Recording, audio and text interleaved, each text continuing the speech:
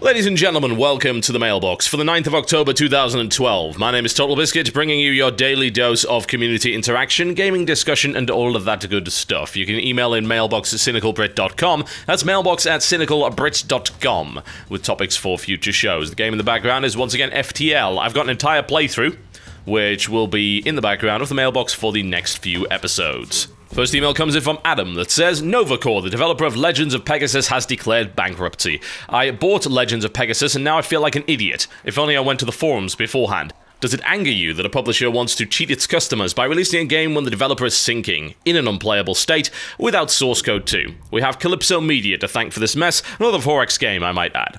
Well, here's Calypso's statement. Developer Novacore had to fine for bankruptcy. Bear in mind that they can't even spell. This is what really disturbs me here. What the hell is going on with that? Anyway, yes, they had to file for bankruptcy. Bankruptcy.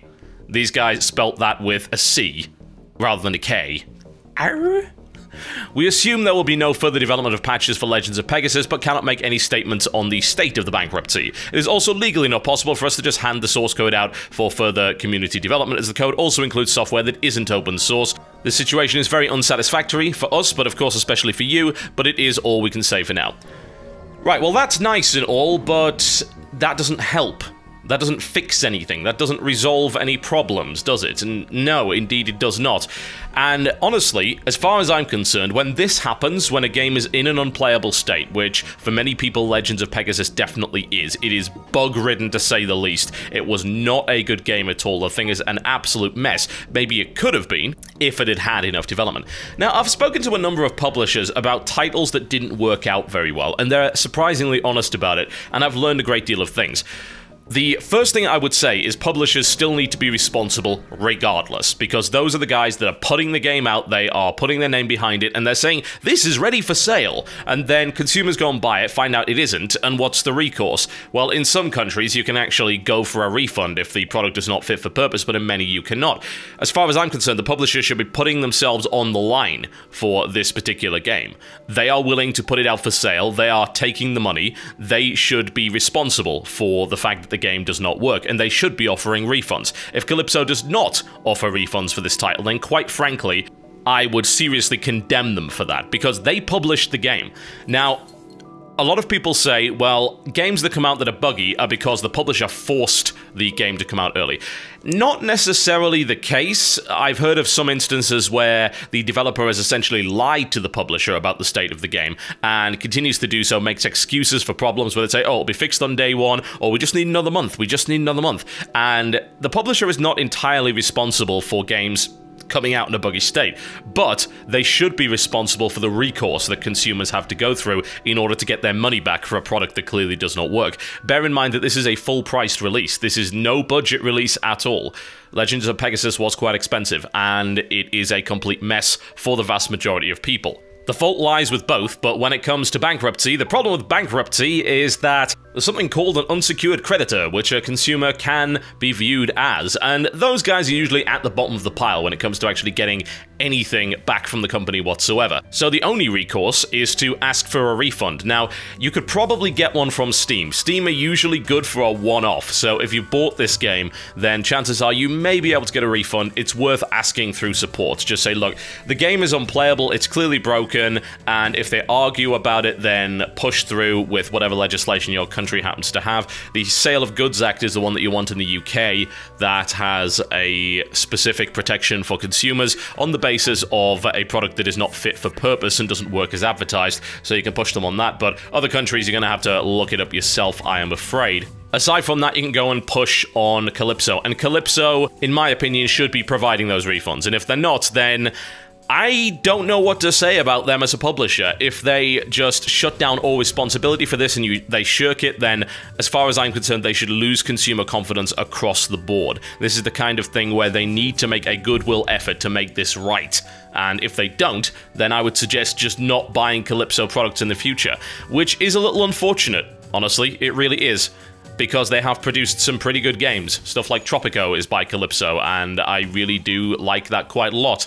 But as of late, they have been slacking somewhat. Port Royale 3 is not a good game. The new Jagged Alliance was a goddamn mess on release. And then you've got the issue with Legends of Pegasus. So they're not exactly a publisher that at this point I really trust to any great degree. If they don't make this right for consumers, then there's going to be a hell of a lot of people that share my opinion. This one comes in from Mark that says, in a recent article by Rock Paper Shotgun about Dishonored, the author lamented the inevitable backlash it would receive about the game's length. The author then went on to describe how he plays the game, exploring every room and passage for lore, and calls players who complain lazy, even insinuating they are some kind of bro gamer who does nothing but play shooters and can't appreciate the innate beauty of the game, which brings me to the point. While I could certainly see and even agree that it's lazy to blast through the game as quickly as possible without pausing to explore, all these players are doing is following the objectives laid out before them, using the tools given to them by the game. I would call this playing the game. If you aren't supposed to fight your way through the game, why would you be given a gun in the first place? I understand that it's there as an option to give players freedom, but then how can RPS look down on those players for being upset with the length when they're just playing the game? I'd very much like to hear your opinion. Well, the length is probably the biggest criticism of Dishonored, and I don't view it as invalid either. It's more than reasonable to say this is a fairly short game, because it is. Even if you explore everything, it's still a fairly short game. It depends what you define as short. I mean, Deus Ex is not as short as this. Deus Ex Human Revolution is not as short as this. And that's just playing through the game straight up. That's not even talking about exploration and everything like that. I mean, there were people claiming that the early copy that someone got a hold of and was streamed was beaten in 4 hours. I didn't see that stream, there are no archives of that stream, and quite frankly, the information was on 4chan, so take it with a mountain of salt, but it is possible, I would think, in order to make that happen, if all you do is just blitz right at the objective, and that's all you do. There's an interesting problem with games like Dishonored, and this was actually brought up in an interview with the developers. They were making comments, and it was very disturbing that some of the playtesters just completely lacked imagination, and in games like this where they're given too much freedom, they essentially shut down. They want to be told what to do. There was a stairwell that we're talking about. There's a guard at the top saying you can't go up here, and a lot of the playtesters just didn't do it. They didn't even try. They blindly accepted what the game told them.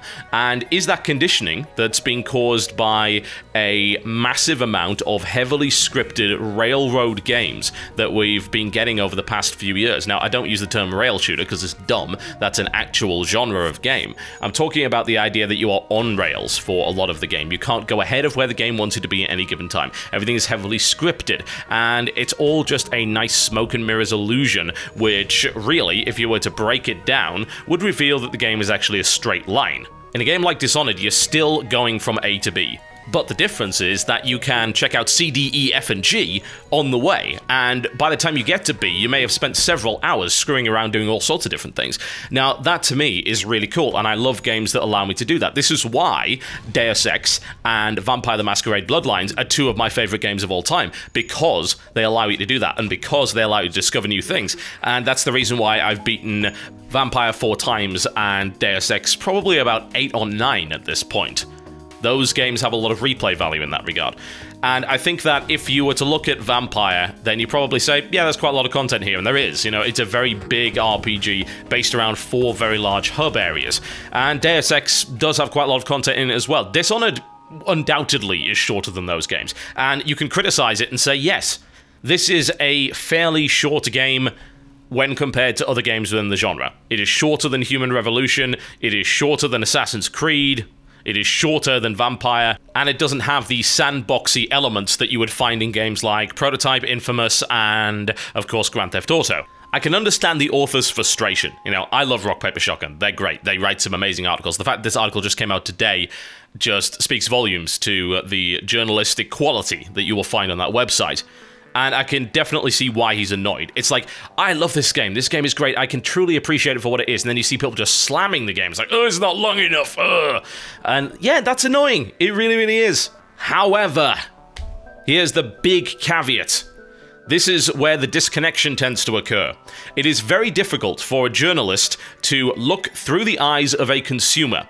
The reason is we get a lot of stuff for free. The second reason is we probably have more money than some of the people buying games. You've got a very young demographic, I'm talking like teenage demographic for a lot of games, and games are expensive. They're like $60 a piece, and especially considering the current economy, $60 is a pretty large investment. For me, $60 is not a problem, and I'm very privileged to be in that position. I'm very lucky that I'm in that position. And I'm also very lucky that I get stuff for free a lot of the time, because that does save me money considerably. And as a result, it can be a little bit difficult to see through the eyes of a consumer and to truly appreciate the importance of game length, because people want value for money. And I think if you spend too long as a journalist, you can move away, you can become disconnected from the idea that we're supposed to be looking at the game from a consumer standpoint as much as possible, because we need to know, and we need to then be able to convey that information as to whether or not the game is good value for consumers, because those are the guys who are reading or watching our material. The problem is it's very hard to make a judgment, because I feel that every person has their own individual rating, I suppose, that they have in their head as to whether or not something is value for money. And maybe they even work it out to the hour. It's $1 per hour kind of thing. You know, do they want $1 per hour worth of entertainment? $2, $3? What's the rating? And it's very hard to appeal to everyone in that respect and say it's good value for money or it's not. I don't usually even try, because everyone has different standards.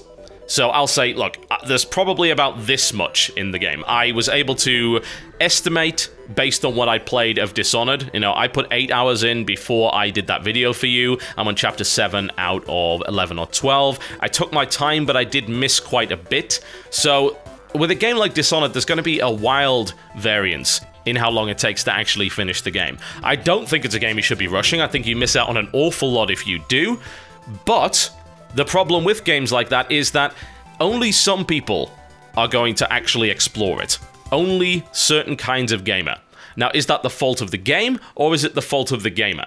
When I play a sports game, and I don't like it, and yet it's a good sports game, what do I say? Do I say the game is bad, or do I try and look at it from a more objective perspective? It's like, this is designed for sports gamers. I think Dishonored was designed around the idea that people would like the stealth, the mixture of assassination, and they would enjoy the exploration and the freedom that the game gives. Some people don't. Some people just want to go for it and do the objectives. And if they do that, they are really hurting themselves. And I hope that in the second playthrough, and people should play the game a second time because of the difference between low and high chaos, and of course the different playstyles, that they will actually then get value for money.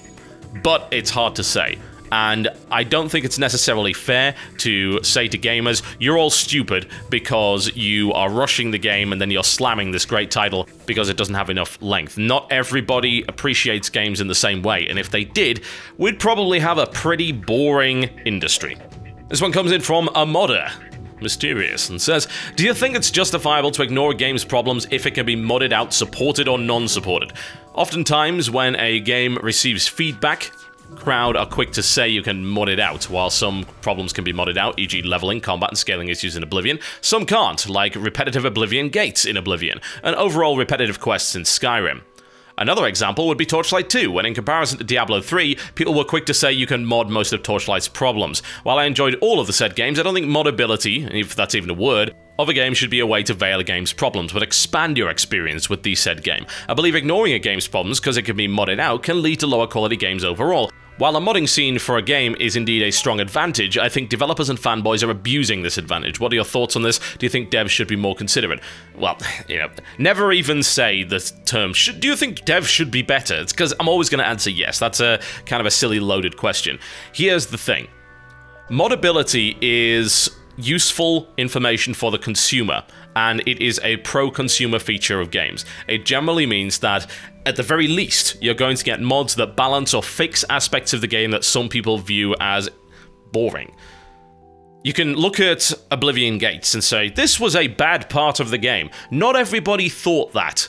Some people actually liked Oblivion Gates, and I admit, for probably the first 6 or 7 of them, I found them pretty good, and by the end of it, I just was praying for the sweet release of death. There are even more contentious issues, like the idea in Torchlight 2 that you cannot fully respec. Some people want to fully respec, and yet that is not officially supported within the game because the developer said, we don't want it that way. The thing about modability is that the developer's decisions don't matter as much. There are some things you can't fix, but if you allow people to mod the game, then what you're showing is a degree of trust in the community, as well as a little bit of humility. What you're saying is, one, we're not going to exploit you with a bunch of DLC. Now, that doesn't mean DLC won't be released for a game that can be modded. There are plenty of games that can be modded that also have DLC for them. But what it does mean is that you're not going to shut modding down because you're too afraid that it would decrease DLC sales. Secondly, it's humble because you are admitting that you're not necessarily perfect and not everyone will want to play the game in exactly the same way that you envisioned it. That shows a little bit of foresight as well as, again, humility. Now, is it acceptable for a game to be considered good if it's only good as a result of mods? Well, I think we get into some really weird theoretical territory here that doesn't actually matter all that much. When I look at a game, I want to look at it from the perspective of a consumer as much as possible. If I play a game on launch and I do a video of it and it's got a problem, then I'll say, oh, well, it's got this problem. If that game happens to have mod support, and I think that it's feasible to make changes, like, say, there's a balance issue, a difficulty issue, perhaps the combat isn't quite good enough, and I'll say, this may end up being modded later. If it does get modded later and you buy it a year down the line, then great. I mean, I think we've seen examples of mods selling games. The biggest and most extreme example lately has got to be Armor with DayZ.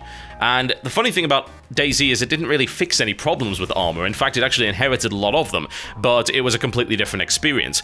This has now gotten to the point where DayZ is definitely a selling point, without question, for that game. But that's not about ignoring the game's problems, is it? No, that doesn't fix the game's problems.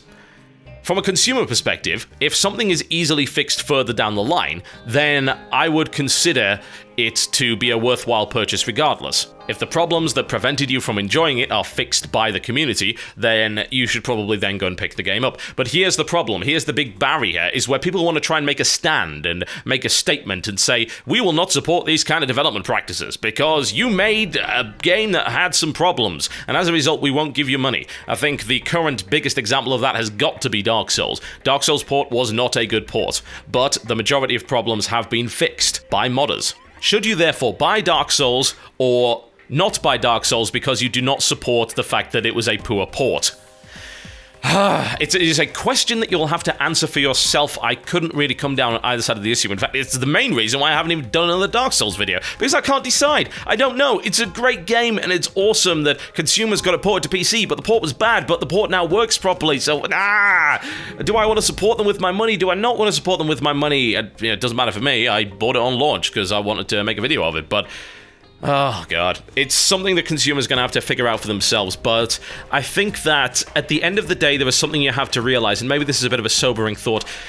You're spending a lot of time arguing about video games, and you don't work in the industry. I'm allowed to argue about video games, it's my job. If you are a consumer, go where the fun is. If a game had a problem, and it's now been fixed with a mod, then you should probably play it, because chances are it's pretty good. The thing that I would do, and this is possibly the compromise that I do with any game that's really a bad port, is I say, pick it up on sale. It's not worth full price because it wasn't a good PC port or it had problems that prevented you from buying it at full price. But there's nothing stopping you from buying it at a cut price. I'll happily buy a bad movie on DVD if it happens to be severely cut price. Is that me ruining the movie industry because I bought something bad? Not really. I think there's a difference between boycotting in order to send a message and just being needlessly pedantic, especially when something goes on sale. You are a consumer, life is too short, you are actually allowed to enjoy products.